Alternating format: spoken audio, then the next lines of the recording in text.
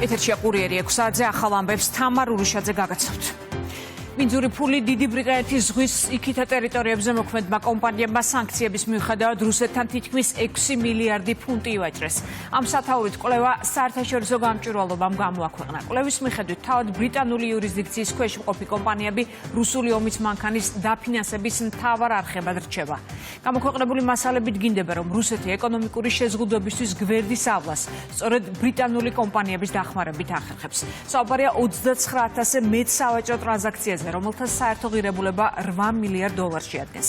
მასალებით გინდება, რომ რუსეთმა გაიტანა ათასობით დასახელების საქონელი, რომელიც ბრიტანეთის სანქციების ქვეშაა, მათ შორის ქვანახშირი, ფოლადი და ტყვია. საუბარია ძვირად ღირებული იახტების ექსპორტზეც. რუსულმა ბიზნესებმა გამოიყენეს ბრიტანეთის ზღვის იქითა ტერიტორიებზე არსებული 145 გაუმჭვირვალე ოფშორული კომპანია საკუთარი საქმიანობის დასამალად, შეზღუდვებისთვის, გვერდისავლისა და ვაჭრობის გასაგრძელებლად, რაც ეხმარება რუსეთის ეკონომიკის შენარჩუნებას საერთაშორისო სანქციების მიუხედავად. ბერმუდასა და ბრიტანეთის ვირჯინიის კუნძულებზე რეგისტრირებული ბიზნესები კვლავ რჩებიან მნიშვნელოვან სავაჭრო შუამავლებად. რუსეთმა გაიტანა ათასობით დასახელების საქონელი, რომელიც ბრიტანეთის სანქციების ქვეშაა. მათ შორის ქვანახშირი, ფოლადი, ტყვია, რკინა და თუთია. თეორიულად ბრიტანეთის სანქციები უკრძალავს ბრიტანულ ბიზნესებს ამგვარ ვაჭრობაში მონაწილეობას სპეციალური ნებართვის გარეშე. დაფიქსირდა 29,000 სავაჭრო ტრანზაქცია, რომელთა საერთო ღირებულება 8 მილიარდ დოლარს შეადგენს. ასევე საერთაშორისო გამჭვირვალობამ გამოავლინა სულ მცირე 160 იახტა, რომელთა იმპორტი რუსეთში ბრიტანეთის ზღვის იქითა ტერიტორიებზე რეგისტრირებული კომპანიების მეშვეობით მოხდა. ეს შესაძლოა ეწინააღმდეგებოდეს ბრიტანეთის სანქციებს, რომლებიც კრძალავს ფუფუნების საგნების ექსპორტს რუსეთში გამოსაყენებლად. მაშინ, როდესაც ოფიციალური ლონდონი ქართული მედია საშუალებების წინააღმდეგ დემონსტრაციული ზომების მიღებით არის დაკავებული, საერთაშორისო გამჭვირვალობის სკანდალური კვლევა ბრიტანული პოლიტიკის ორმაგ სტანდარტზე მიუთითებს. კვლევაში მოყვანილია ექსპერტების შეფასებაც, რომლებიც თვლიან, რომ ლონდონის საგარეო პოლიტიკური რეპუტაცია კითხვის ნიშნის ქვეშ დგება. თავად ბრიტანეთი თურმე აქტიურად თანამშრომლობს ეკონომიკურად რუსეთთან. საერთაშორისო გამჭვირვალობის ინფორმაციით ბრიტანეთში რეგისტრირებული კომპანიები სადღაც 8 მილიარდ ფუნტამდე სავაჭრო აქტივობას ანხორციელებენ და ამის ფონზე ჩვენ ვხედავთ, რომ თურმე რუსული ნარატივის გავრცელებისთვის დასანქცირდა იმედი და პოზიტივი.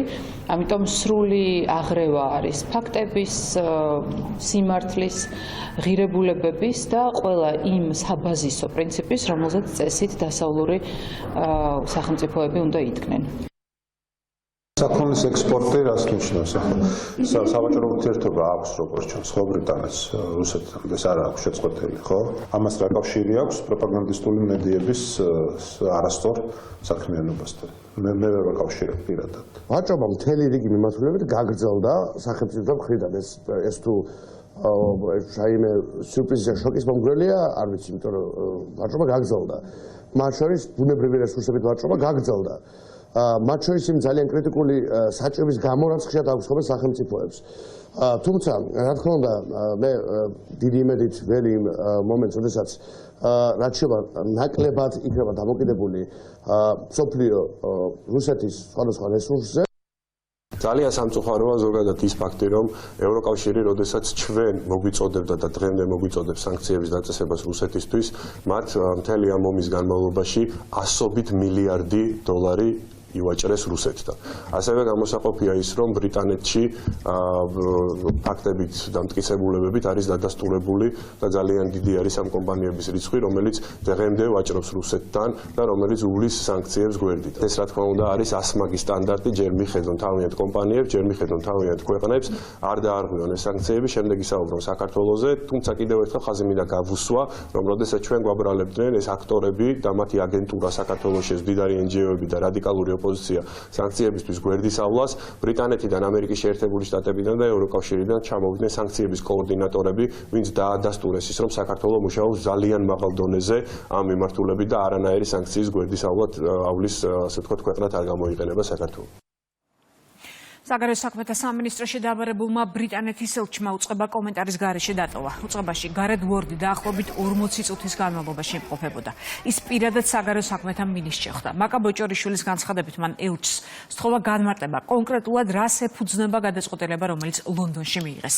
საგარეო საქმეთა სამინისტროს ინფორმაციით შეხვედრაზე აღნიშნა, რომ გაერთიანებული სამეფოს გადაწყვეტილება უსაფუძვლოა, წარმოადგენს ქართულ საზოგადოებაზე უხეშ თავდასხმას და ჩრდილს აყენებს საქართველოსა და გაერთიანებული სამეფოს შორის პარტნიორობას. ასევე ხაზი გაესვა სათანადო მასალების წარმოდგენის მნიშვნელობას. დიდი ბრიტანეთის ელჩი იყო საგარეო საქმეთა სამინისტროში. მას ჩვენ ვთხოვეთ, რომ წარმოედგინა საფუძვლები თუ რას ეფუძნებოდა ის გადაწყვეტილება, რომელიც ლონდონში იქნა მიღებული. რა თქმა უნდა, ეს არის ბუნებრივია ინფორმაცია, რომელიც მიდის თბილისიდან და რა თქმა უნდა, ჩვენ ელჩს მოვთხოვეთ თუ რას ეფუძნება ის შეფასებები, რასაც ისინი აკეთებენ ტელეკომპანია პოზიტივისთან და იმედთან დაკავშირებით და ის გადაწყვეტილება, რომელიც მიღებული იქნა ქართულ ტელეკომპანიებთან გადაწყვეტილებით.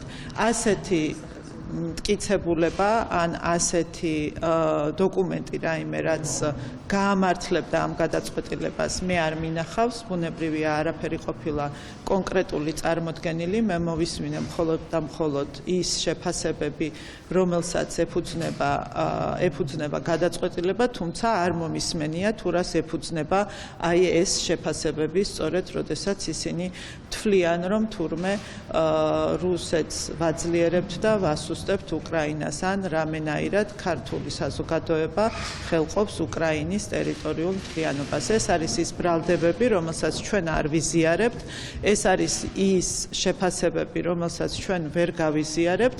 მამას ჭირდება მტკიცებულებები და მტკიცებულებების წარმოსადგენად იმედი გვაქვს, რომ რაღაცას მოგცემენ, რაც მოგცემს შესაძლებლობას, რომ ვიფიქროთ, რომ რაიმე საფუძველი მაინც ჰქონდათ. თუმცა რომ გითხრათ, რომ მოლოდინი მაქვს ამის მოგატყუებთ. საქართველოს პარლამენტის თავმჯდომარე უკრაინის რადა სპიკერს პასუხობს. მანამდე რუსლან სტეპანჩუკი სოციალური ქსელი ჩალა პაპუაშვილის განცხადებას გამოეხმაურა და დაწერა ციტატა. გაუცები წავიკითხე შალა პაპუაშვილის ბრალდება უმადურობის შესახებ. გაეროს რეზოლუციისთვის მხარდაჭერა არ არის ქველმოქმედება ან გმირობა. ეს ელემენტარული წესიერების მინიმალური დონეა. პასუხად შალა პაპუაშვილი სტეპანჩუკს საქართველოს მიმართ უკრაინის ხელისუფლების უსამართლო დამოკიდებულებას ახსენებს და წერს, რომ უკრაინის მთავრობას საკუთარი სიტყვები და ქმედებები კარგად რომ მაეწონა ასეთი შეფასებები საჭირო აღარ იქნებოდა. ძვირფასო რუსლან მართალია სიტყვას აწონვა და ისეთ თქმა უნდა. აწონვა უნდა პრეზიდენტ ზელენსკის იმ განცხადებას, რომლითაც უკრაინაში საქართველოს ელჩი ფაქტობრივად გამოაძევა. რაც დღემდე ასე რჩება. ელჩი, რომელიც ბომბების ქვეშ მყოფ კიევში ბოლომდე დარჩა, მაშინაც კი, როცა ყველა სხვა ქვეყანამ საელჩო დაკეტა და კიევი მიატოვა. აწონვა უნდა პრეზიდენტ ზელენსკის იმ გადაწყვეტილებას, რომლითაც საქართველოში უკრაინის ელჩი გაიწვია. იმ მოტივით, რომ საქართველოს მთავრობამ უარი თქვა სახელმწიფო მობილიზებით უკრაინაში მოხალისეების გაშვებაზე და ომში პირდაპირ ჩაბმაზე. აწონვა უნდა პრეზიდენტ ზელენსკის იმ განცხადებას, რომლითაც საქართველოს ხელისუფლებას სააკაშვილის წამება და მოკვლის მცდელობა დააბრალა. ისევე როგორც აწონვა სჭირდებოდა მის მანამდელ გადაწყვეტილებებს, თავისთან შეეფარებინა ქართველი დიქტატორი. აწონვა უნდა პრეზიდენტ ზელენსკის იმ გადაწყვეტილებასაც, რომლითაც მან საქართველოს პრემიერ-მინისტრი და ხელისუფლების წევრები არასასურველ პირებად გამოაცხადა მაშინ, როცა სწორედ ამ ხელისუფლებამ 10,000-ობით უკრაინელი ლტოლვილი შეიფარა და მათ უსაფრთხო თავშესაფარი მისცა. აწონვა უნდა უკრაინის სხვადასხვა დელეგაციის მიერ საერთაშორისო ფორუმებზე ქართული ხალხის მიმართ მტრული რეზოლუციებისა და გადაწყვეტილებების მხარდაჭერას. არადა სწორედ საპირისპირო ქცევა იქნებოდა ის, რასაც თქვენ წესიერებას უწოდებთ და რასაც ქართული დელეგაციები უკრაინასთან მიმართებით შეხსენების გარეშეც აკეთებენ. დარწმუნებული ვარ, გადახედავთ გაეროს რეზოლუციაზე, ვინ მიჰყვა თქვენს მიერ ნახსენებ წესიერების სტანდარტს. და ბოლოს აწონვა უნდა უკრაინის ხელისუფლების წარმომადგენლების იმ განცხადებებსაც, რომლითაც საქართველოს ომში ჩართვისკენ პირდაპირ მოუწოდებდნენ. ამიტომ დიახ, უკრაინის ხელისუფლებას ყოველ ჯერზე რომ აეწონა საკუთარი სიტყვები და ქმედებები ქართველი ხალხის მიმართ, არც ჩემი შეფასება და არც თქვენი პასუხი საჭირო არ იქნებოდა. საქართველოს გამორჩეული სოლიდარობა აქვს უკრაინელი ხალხის მიმართ იმ ისტორიული გამოცდილების გამო, რომელიც ჩვენ თავადაც გამოვიარეთ და რომელიც ჯერ არ დასრულებულა. სწორედ იმიტომ, რომ ჩვენ ჯერ კიდევ ბრძოლაში ვართ, ჩვენს ყველა უცხოური ხელისუფლებისაგან ველით სიტყვების ზუსტად ისევე აწონვა საქართველოსთან დაკავშირებით, როგორცაც თქვენელით. უკრაინის ხელისუფლება აქ გამონაკლისი ვერ იქნება. მეგობრობის საფასუხო თავდასხმა და ცილისწამება ვერც ღირსებად და ვერც მადლიერებად ვერ ჩაითვლება. მეგობრობა ორმხრივია და ამ მეგობრობაში საქართველო პირნათელია. მოწოდებები მეორე ფრონტის გახსნის შესახებ და უკრაინაში ომის დაწყებიდან 2 დღეში აგორებული კამპანია. შალვა პაპუაშვილი იმ პროცესების ქრონოლოგიას აქვეყნებს, რომელიც მისი თქმით ქვეყნის ომში ჩათრევას ისახავდა მიზნად. სპიკერი წეს, რომ სოცმედია დღემდე ინახავს იმ 7000 ადამიანის ვინაობას, ვინც მეორე ფრონტის მოთხოვნას შეუერთდა და ეს პროცესი ხელისუფლების წინააღმდეგ პოლიტიკური ზეწოლის ინსტრუმენტად აქცია. სხვისი დროშის მოფრიალი ამ პირებს კიდევ ბევრჯერ ვიხილავთ, ხან მოლოტოვის კოქტეილის მხარდამჭერად, ხანას ნეპალის სცენარის მომწყობად წერს სპიკერი. ბომბების ცეცხლი, სირცხვილი და ასე შემდეგ გახსოვთ ის ფრაზები, რომლითაც მე არ ვიცი ამის შემდგომ ბუდეში არავის მოუხდია. და ამავდროულად უკრაინული მხარე. როდესაც საქართველოს იცირა რომ საოკუპაციო ხაზი 50 კილომეტრია თბილისთან. იცი რომ საქართველოს ტერიტორიების 20% არის რუსეთის მიერ ოკუპირებული. იცი რომ რუსეთისთვის სამხედრო ინტერვენციის დაწყება საქართველოში კონკრეტული მიზეზის მიცემა ამისთვის შეიძლება საკმარისი საბაბი და საფუძველი იყოს. მაინც ითხოვ საქართველოს ომში ჩართვას, მაინც ითხოვ ქართველი სამხედროების ოფიციალური ბორტით უკრაინაში გაგზავნას, მაინც ითხოვ სანქციების დაწესებას რუსეთისთვის. ეს ყველაფერი ხო არის შეგნებულად ხელის კვრა საქართველოსთან მიმართებით, რომ მან გადადგა საკრალური ნაბიჯი და საკუთარი 3000 წლიანი სახელმწიფოებრიობის ისტორია დააყენოს კითხვის ნიშნის ქვეშ. ნაციონალური მოძრაობა ითხოვდა იმას, რომ საერთაშორისო სანქციების რეჟიმი არ დაერღვა ხელისუფლებას. დემოკრატიული ოპოზიცია მუდმივად ითხოვდა იმას, რომ არ დაზიანებულიყო ჩვენი ქვეყნის ეროვნული ინტერესი, ჩვენი თანამოქალაქეების ინტერესი. საკმაოდ სერიოზული ძალები იყვნენ, ვინც აკეთებდნენ ყველაფერს და ცდილობდნენ მაქსიმალურად რომ რაიმენაირად საქართველოს დაეზიანებინათ და ექციათ ინსტრუმენტი საკუთარი შაუბნელის რახვებისათვის. ანუ აქ გაიხსნათ მეორე ფრონტი, რაც გაანადგურებდა საქართველოს ჩვენ საზოგადოებასთან ერთად ქართული ოცნების ხელისუფლებამ დავიცავით მშვიდობა საქართველოში. მაგრამ რა თქმა უნდა ეს ინტერესები მათი მხრიდან არსად გამქრალას, ანუ მომიარსებობს ეს იქნება როგორც არ უნდა ეცადონ ჩვენ არასდროს მივცეთ მათ საშუალებას ჩვენი ქვეყანა ვინმეს ინსტრუმენტად იქცეს და ის მეხუთე კოლეგა რომელიც უკვე დიდი ხანია მათი ინსტრუმენტი ამ მშვიდობაში მოახმაროს. თბილისის საქალაქო სასამართლოში პატა ბურჭულაძის, მურთად ზოდელავას, ირაკლი ნადირაძის, პატა მაჯგალაძის და კიდევ 7 პირის საქმეზე მორიგის ხდომა გაიმართა. გამოიკვლიეს ბრალდების მხარის მტკიცებულებები, დაიკითხნენ მოწმეები. პროკურატურა ბრალდებულების ნაწილს ჯგუფურად სტრატეგიული და განსაკუთრებული მნიშვნელობის ობიექტების ხელში ჩაგდების და ბლოკირების მცდელობას ედავება. ნაწილს კი მოწოდება საქართველოს კონსტიტუციური წყობილების ძალადობით შეცვლისკენ ან სახელმწიფო ხელისუფლების დამხობისკენ. კონფიდენტმა მიაწოდა მას ინფორმაცია, რომ არსებობს სატელევიზიო ბმულები, ელექტრონული ბმულები, სადაც განთავსებულია ირაკლი შაიშმელაშვილის გამოსვლები. საჯაროდ გავრცელებული ინფორმაციის თაობაზე არავითარი კონფიდენციალური წყარო, არავითარი ოპერატიული ინფორმაცია ბუნებაში არ შეიძლება არსებობდეს. სასამართლო პროცესებზე ბრალდების მხარემ გამოიკვლია უკვე ძირითადი მტკიცებულებები, ვიდეო ჩანაწერები, დაიკითხნენ მოწმეები, ექსპერტები, ტრასოლოგები, სასაქონლო ექსპერტები, დაზარალებულები, რომლებმაც განაცხადეს, რომ მიიღეს ფიზიკური და მატერიალური ზიანი, ასევე განსაზღვრული არის უშუალოდ ღობის დაზიანების ფაქტი და შესაბამისად ყველა ბრალდებულის მიერ განხორციელებული ქმედება დადასტურდება. საქალაქო სასამართლოში ეკონომიკის მინისტრის ყოფილი მოადგილის რომეო მიქაუტაძის პროცესი გაიმართა. გამოკითხეს დაცვის მხარის მოწმეები, ასევე გამოიკვლიეს დაცვის მხარის წერილობითი მტკიცებულებები. რომეო მიქაუტაძე სახელმწიფო უსაფრთხოების სამსახურმა ივნისში დააკავა, მას უკანონო შემოსავლის ლეგალიზაციას ედავებიან, რასაც თან ახლდა განსაკუთრებით დიდი ოდენობით შემოსავლის მიღება.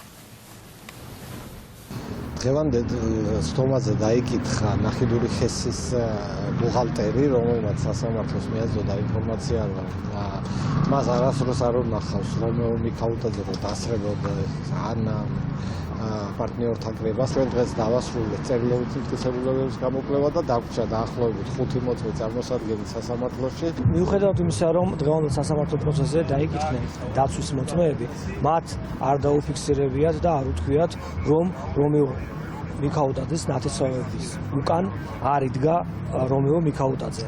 მათ ამის შესახებ უბრალოდ არ იცოდნენ და ეს ბუნებრივიცაა. ვინაიდან როდესაც ბრალდებული ჩადის კონკრეტულ დანაშაულს, ამის შესახებ ყველას არ უყვება. მარტო უყვება და ანდობს სანდოპირებს. ასეთი სანდოპირები ბრალდების ხარემ დაკითხა კერძოდ კომპანიების დირექტორები, მეწილეები, რომლებმაც ალსახად დააფიქსირეს, რომ რომეო მიქაუტაძე მონაწილეობდა კომპანიათა საქმიანობაში და ლობირებდა მათ. დაახლოებით 20 მარტამდე მოცემულ საქმეზე დადგება განაჩენი და ბრალდების ხარი იმედოვნებს, რომ წარმოქმნილი მტკიცებულებიდან გამომდინარე ეს განაჩენი იქნება გამომწყობებელი. EBRD-მა საქართველოს ეკონომიკური ზრდის 2026 წლის პროგნოზი 5.5%-მდე გაუმჯობესა. გამოქვეყნებულ ანგარიში წერია, რომ ეს წინა პროგნოზთან შედარებით 0.5%-ით გაზრდილი მაჩვენებელია. საქართველოს ეკონომიკა 2025 წლის 3 კვარტალში წლიურად 7.7%-ით გაიზარდა. შიდა მოთხოვნას მხარს უჭერდა ხელფასების ზრდა და დაკრედიტების მაღალი ტემპი წერს EBRD. ევროპის რეკონსტრუქციისა და განვითარების ბანკის პროგნოზით 2026 წელს მოლდოვის ეკონომიკა 0.8%-ით, უკრაინის ეკონომიკა კი 2.5%-ით შემცირდება. საერთაშორისო სარეიტინგო კომპანია Moody's-მა საქართველოს საბანკო სისტემის პერსპექტივა უარყოფითიდან სტაბილურამდე გაუმჯობესა. გამოქვეყნებულ ანგარიში წერია, რომ საქართველოს საბანკო სისტემის პერსპექტივა უარყოფითიდან სტაბილურამდე შეიცვალა, რაც ასახავს ქვეყნის მაკროეკონომიკურ სიძლიერეს, პოლიტიკურ და გეოპოლიტიკურ რისკებს შორის ბალანსს. ანგარიში აღნიშნულია, რომ საბანკო აქტივების ხარისხი მდგრადი დარჩება. სარეიტინგო სააგენტო Moody's-მა ქართული საბანკო სექტორის რეიტინგი უარყოფითიდან სტაბილურამდე გააუმჯობესა.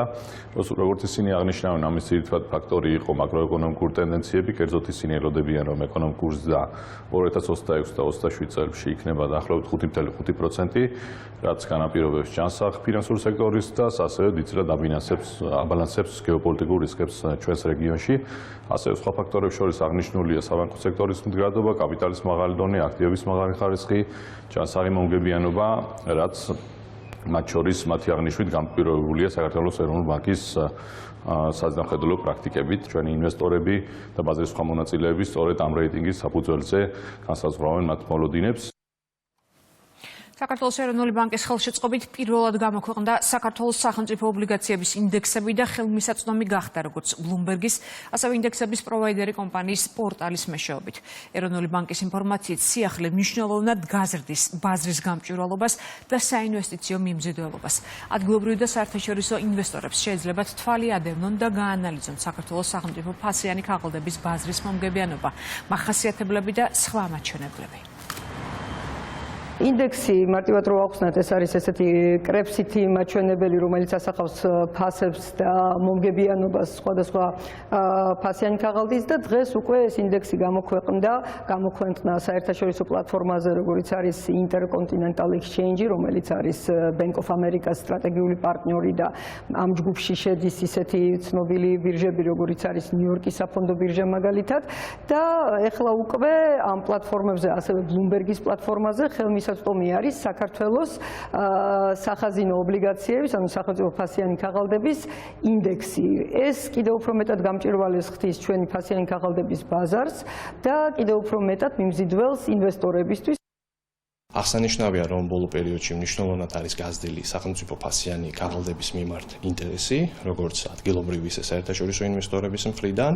შესაბამისად, ზემოხსენებული ინდექსების გამოქვეყნება ხელს შეუწყობს დამატებით ახალი ინვესტორების მოზიდვას და სამომავლოდ ბაზრის გაღრმავებას. წიანდალში საქართველო-აზერბაიჯანი თურქეთის ბიზნეს ფორუმი მიმდინარეობს. სამხრივი ფორუმი 2012 წლიდან წელს უკვე მე-7 ტარდება.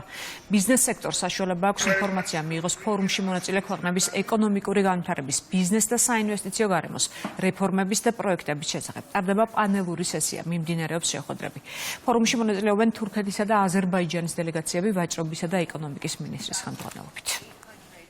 ჩვენ მოხარულები ვართ, რომ უდიდესი ინტერესი გამოიწვია აღნიშნულმა ფორუმმა ბიზნეს სექტორში. დღეს ჩვენ ერთად მასპინძლობთ 350 ბიზნეს სექტორის წარმომადგენელს, რომელსაც დღეს მთელი დღის განმავლობაში ექნება შესაძლებლობა, რომ დაამყარონ ბიზნეს კავშირები, ურთიერთობები გააღრმავონ არსებული, მათ შორის ბიზნეს კავშირები და რა თქმა უნდა აღნიშნული პლატფორმა კიდევ ერთხელ იქნება უდიდესი შესაძლებლობა არა მხოლოდ საქართველოსთვის, არამედ თურქეთისა და აზერბაიჯანისთვის, რომ გააღრმავდებს ქვეყნებს შორის ეკონომიკური, სავაჭრო ურთიერთობები. უამრავი შესაძლებლობაა, ახალი შესაძლებლობაა, რომელიც გამოყენებაც შეგვიძლია იმისთვის, რომ უფრო მეტად გავზარდოთ ეკონომიკური ურთიერთობები, გავაღრმავოთ ეკონომიკური კავშირები, სავაჭრო კავშირები ჩვენს პარტნიორ მეზობელ ქვეყნებთან. ეს ფორუმი ნამდვილად გავს კავკასიის რეგიონის დავოს. ეკონომიკური თვალსაზრისით ჩვენი ქვეყნები ერთმანეთის უმნიშვნელოვანესი სავაჭრო პარტნიორები არიან.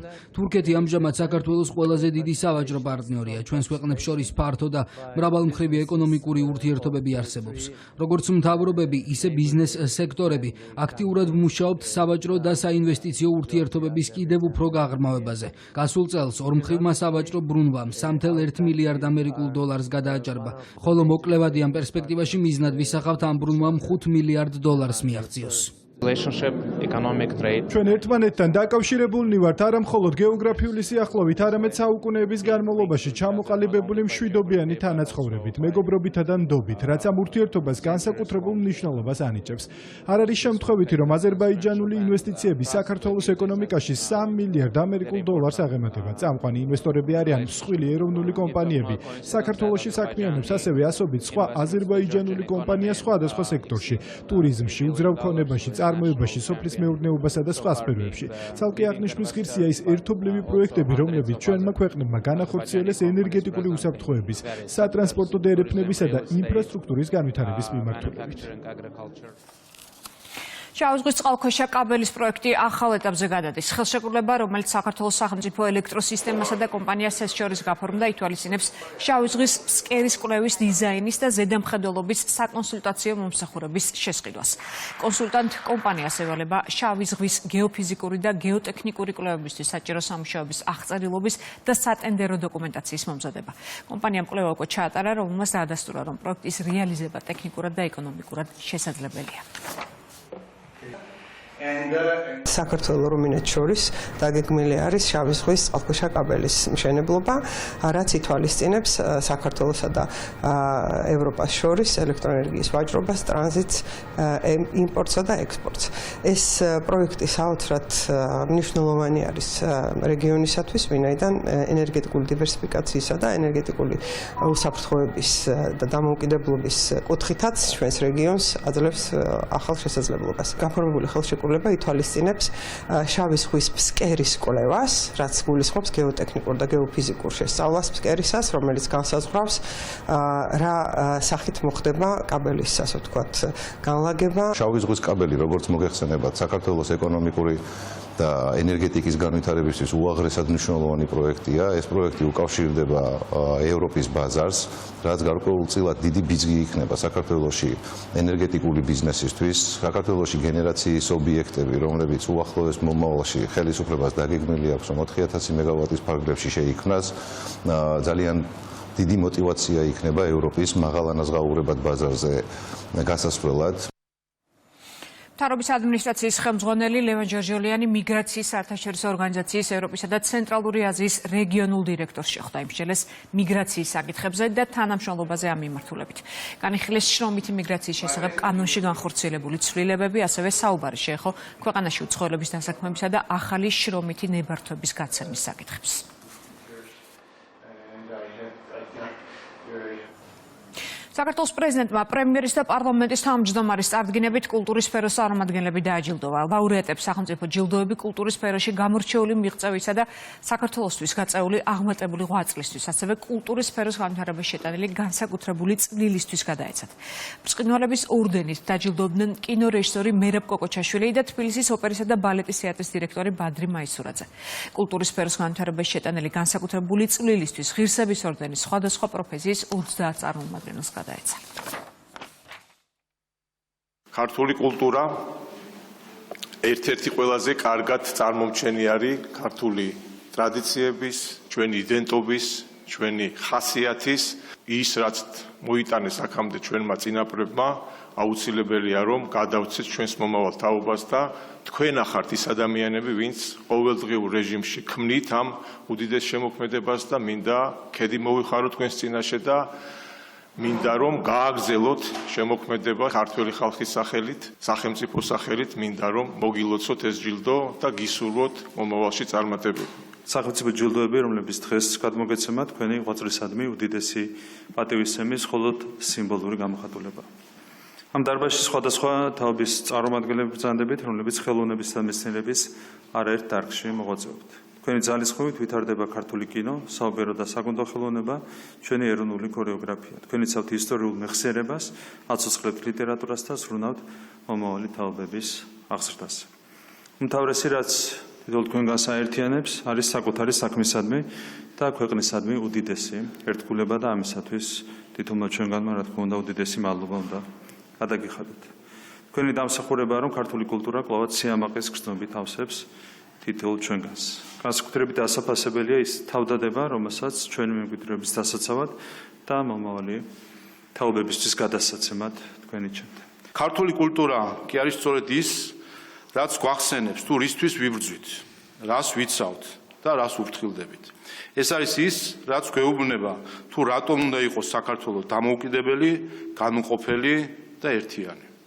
ყველას გილოცავთ ამ საპატივცემულო ჯილდოების მიღებას და გისურვებთ ამაყად გეტარებინოთ ქართული კულტურის ამაგდართა წოდება, რადგანაც სწორედ ესაა ის იდეოლოგია და თვითშეგნება, რაც ასაზრდოებს ჩვენ წერს და საზოგადოებას. მე ბედნიერი ვარ, რომ ასეთი ამაგდარი ხალხის და ღვაწლმოსილების გვერდზე დღეს ახალგაზრდებიც არიან, ვისი ხმაც დღეს მთელ მსოფლიოში ისმის. ძალიან მნიშვნელოვანია ეს თქვენი სწორი პოზიცია, სწორი ხედვა, ასეთი დამოკიდებულება იმ საქმის მიმართ, ასეთი სიყვარული თქვენი ქვეყნის მიმართ, რასაც თქვენ გამოხატავთ.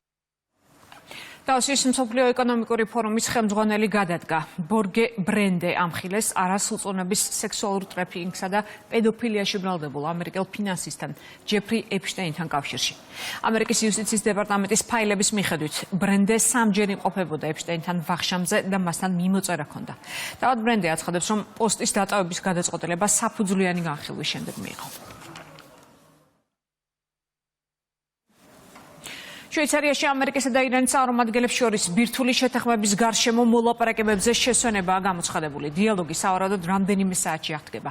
მხარეები ცდილობენ იპოვონ საერთო ენა ირანის ბირთვული პროგრამის შეზღუდვისა და საერთაშორისო კონტროლის გაძლიერების საკითხებზე.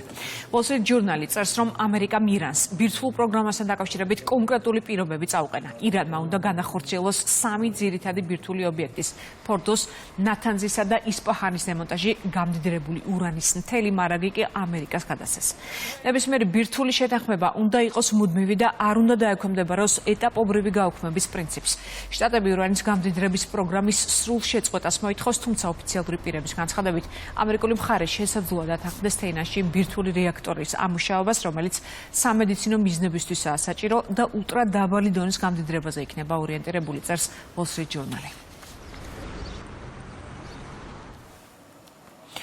ირანის დელეგაციასთან შეხვედრის პარალელურად ჟენევაში მოლაპარაკებები მიმდინარეობს უკრაინისა და ამერიკის დელეგაციებს შორისაც. სტივ უიტკოფმა და ჯერად კუშნერმა ომანის საელჩოდან, სადაც ირანის საკითხი განიხილება, Four Seasons ჰოტელში გადაინაცვლეს, სადაც ისინი ამ წუთებში უკრაინის დელეგაციის წევრებს ხვდებიან. მანამდე ტრამპი უკრაინელ კოლეგას ტელეფონით ესაუბრა და უთხრა, რომ ომის დასრულება ერთი თვის ვადაში სურს.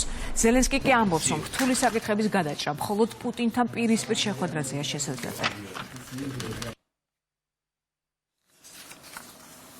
გერმანიის კანცლერი ბიზნეს დელეგაციასთან ერთად ორდღიანი ოფიციალური ვიზიტით ჩინეთში იმყოფება. ბერლინი პეკინთან თანამშრომლობის გაღრმავების ინიციატივით გამოდის. გერმანია დიდ მნიშვნელობას ანიჭებს ჩინეთთან ინტენსიური ეკონომიკური ურთიერთობების მხარდაჭერასა და გაღრმავებას, რომელიც გასულ წელს მისი უმსხვილესი სავაჭრო პარტნიორი იყო, განცხადა ფრიდრიხ მერცმა პეკინში. მხარეებმა სხვადასხვა სფეროში არაერთი შეთანხმება გააფორმეს.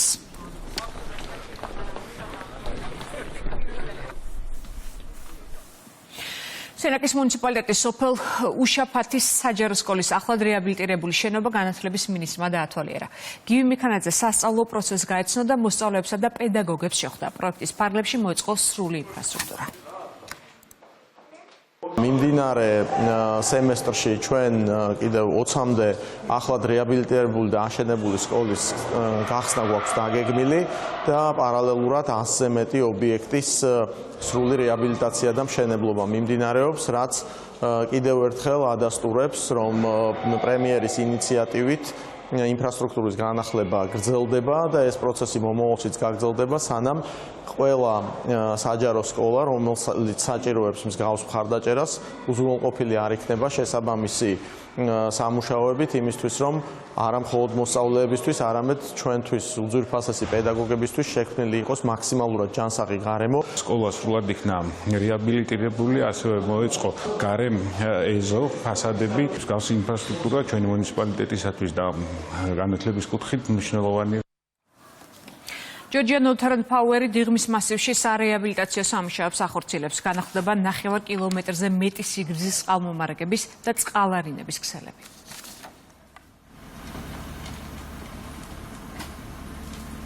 პრობლემას წარმოადგენდა მოძველებული ინფრასტრუქტურა, რომელიც ხშირად ზიანდებოდა და გარკვეული ტიპის პრობლემებს უქმნიდა როგორც კომპანიას, ასევე ადგილობრივ მაცხოვრებლებსა და მომხმარებლებს.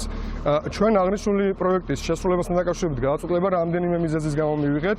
უპირველეს ყოვლისა ეს იყო ხშირი დაზიანებები, როგორც სასმენისწყლის, ასევე წყალარინების მისადენებზე. გაზრდილი იყო რისკი მიმდებარე ობიექტების დატოვებასთან დაკავშირებით და მესამე, მუნიციპალიტეტს დაგეგმილი აქვს აღნიშნულ ქუჩაზე სპორტული კომპლექსის მშენებლობა. დიღმის მასივის მესამე კვარტალში მასშტაბური ინფრასტრუქტურული სამუშაოები მიმდინარეობს. კომპანია GVP-სთან ერთად სრულად იცვლება წყლისა და წყალარინების სისტემა. ჩვენი მხრივ დავაგებთ ასფალტის საფარს, განვახლებთ განათების წერტილებს და მოვაწესრიგებთ სანიაღვრე სისტემას. ნამდვილად დიდი საქმე კეთდება მესამე კვარტლის მოსახლეობისთვის, რომელიც უფრო კომფორტულს გახდის აქ მაცხოვრებლებისთვის.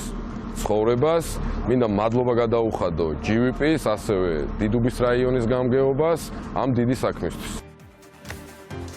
დღის სხვა სიახლეებს გაიცემთ ჩვენ ვებგვერდზე rusavi2.gi ან დაასკანერეთ QR კოდი და შემოგვიერთდით Facebook-ზე. არ გადახვდით, წინ გელოდებათ სპორტის სიახლეები ვაშა დვალიშვილთან ერთად. დროებით.